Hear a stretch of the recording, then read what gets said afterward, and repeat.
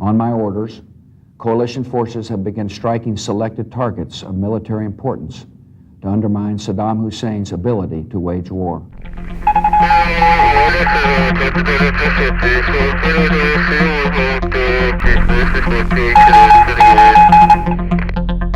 There is much that is monstrous, but nothing more monstrous than man.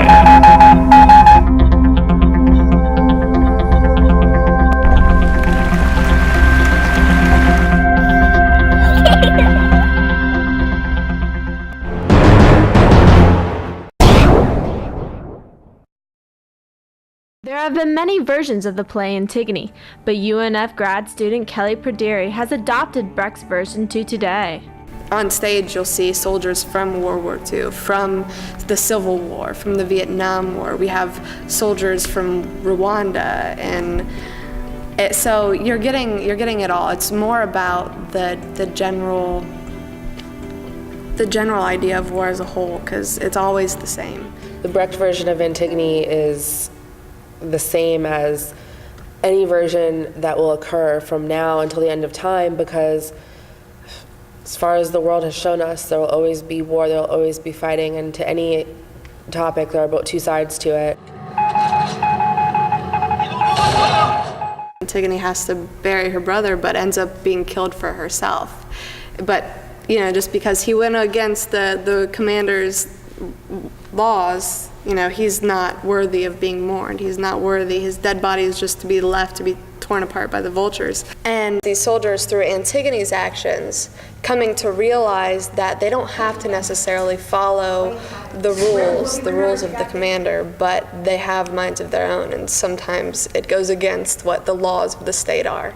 Antigone is important because the show itself is it shows both sides of the spectrum in a way. It shows like Creon and why he's doing the things he's doing, why he's choosing not to bury, and then it shows Antigone and why she's choosing to bury, and it kind of does the whole back and forth of, their decisions. Creon says, well, this isn't right, he's an enemy, he went against our own men, he was part of us, and then he went against us. And Antigone, she says, no, it shouldn't matter. He's still my brother. He's still your nephew.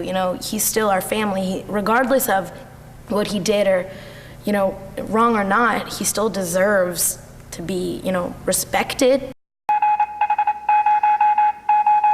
My character ends up being the whole catalyst of the downfall of the city that we're in and the war that we're fighting. Creon is sort of like a general of this group of soldiers that are out fighting this war against Argos in the Middle East, in some desert country.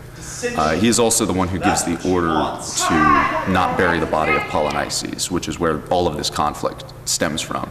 Ismene is kind of, the yin to Antigone's yang, I'd like to think. Because Antigone is very strong-willed, but she's not as level-headed, and whereas I think Ismene kind of thinks things through a little more and feels that authority is, she refuses to disobey authority at first. There are people that have been left, like you think of the Holocaust and the bodies were just burnt or just piled up into a hole. Same thing in Vietnam, just dig a hole, pile hundreds of bodies into that one hole. And it's heartbreaking in a way, but those are the things we don't like to think of ourselves. These dead aren't completely dead, but they're not alive. They're there, no one can see them. They're forcing the characters of the play to do things. They make them speak with their bodies. They use their bodies to come up behind them, to blow on them, to make them move. Their actions cause the entire play. Personally, I play a Holocaust victim, and so that's the time period that I represent, and then we have two other girls that represent other time periods.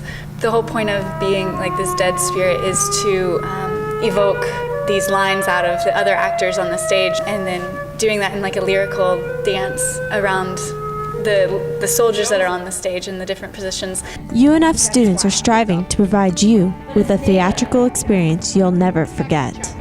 Well, Antigone's going to be one hell of a production. We've put a lot of work into it at this point. It looks really good, and there's a lot of committed people to it. I think that people really enjoy to see the transformation from, the original Sophocles and Antigone to today's Antigone. It's just a good play to begin with. It's a good story with strong characters that has withstood the test of time. Something you've never seen before.